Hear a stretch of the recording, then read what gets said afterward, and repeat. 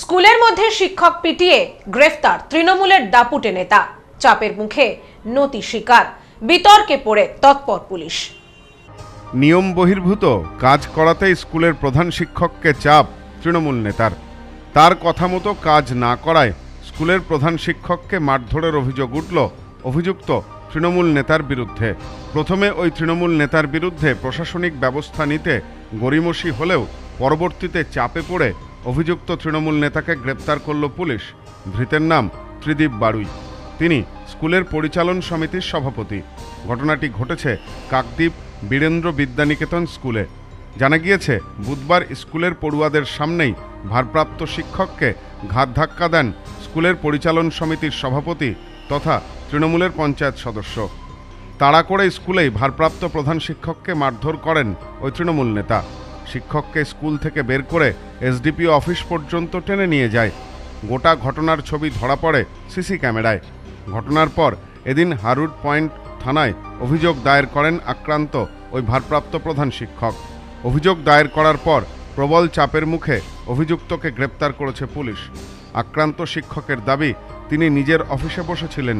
সে সময় ওই তৃণমূল নেতা একটি কাগজে সই করতে চাপ দেন। কাগজে বেআইনি কাজের উল্লেখ ছিল। আমি সেই কাগজে সই না করায় আমার ওপর চড়াও হয় সে। আমি এসে বসেছিলাম 1:20 নাগাদ, হঠাৎ এসে আমাকে বলছেন এই কাগজটা সই করে। আমি অফিসে, বিদ্যালয়ের অফিসে আমার নিজের চেয়ারে বসেছিলাম। এবার তিনি বলছেন এই কাগজটা, সেই কাগজটায় লেখা আছে সমস্ত বিভিন্ন ধরনের মিথ্যে কথা।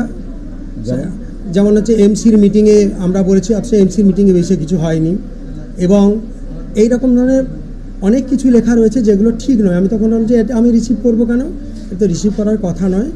এবং এডুকেশনাল ট্যুর তো সাধারণত একাডেমিক কাউন্সিলের ব্যাপার, একাডেমিক ব্যাপার, তো সেই বিষয়টা তো এমসি স্তরের বিষয় নয় বা এমসিতে আলোচনা, এমসিতে সকলেই জানায়। হ্যাঁ, তা আমি আপনাদের জানিয়েছি, আপনি রিসিভ করে দেননি, না রিসিভ করতে হবে, না রিসিভ করলে আপনাকে দেখাচ্ছি, এই বলে তখন জোর জবরদস্তি করে তিনি আমাকে একটু গালাগালি দিচ্ছেন। এবং তারপরে এই রিসিভ না করলে এক্ষুনি এই ক্লার্ককে বলছে, জোর করে বলছে, সৌমিক পায়ালকে বলছে এই রিসিভ করো। এবার সে যখন রিসিভ করতেন তাকে জোর করে রিসিভ করিয়েছে। এবং তারপরে উনি রিসিভের সিল চাইছেন, আমি বিদ্যালয়ে রিসিভের সিল নেই।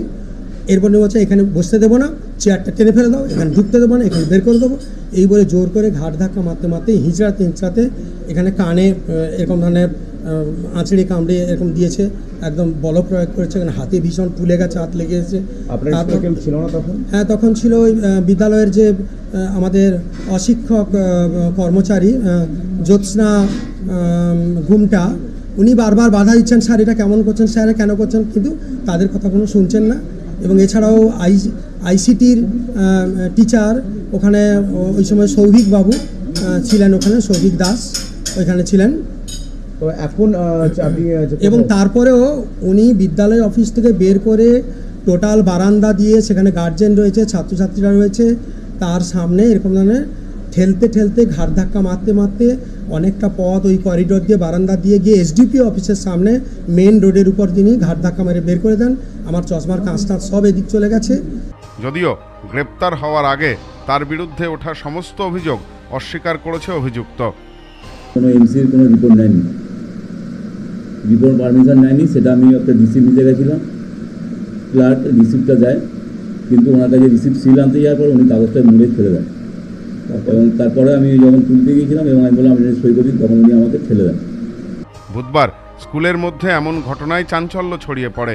অবশেষে এদিন অভিযুক্তকে ক্যানিং স্টেশন থেকে গ্রেপ্তার করে পুলিশ, তোলা হয় আদালতে। Bureau report, news no man's land, Kakdwip. Sampriti guest house hotel and restaurant, সমস্ত আধুনিক সুবিধাযুক্ত AC double bedroom, standard double bedroom, twin bedroom, deluxe double bedroom. আমাদের হোটেলেই রয়েছে বাঙালির খাবার সহ মাল্টি কুইজিন রেস্টুরেন্ট। শহরের মধ্যে অথচ সম্পূর্ণ নিরাপদ পরিবেশে থাকা খাওয়ার একমাত্র ঠিকানা Sampriti guest house hotel and restaurant, Chakdah road, টবাজার, বনগাঁ। ফোন 03215 257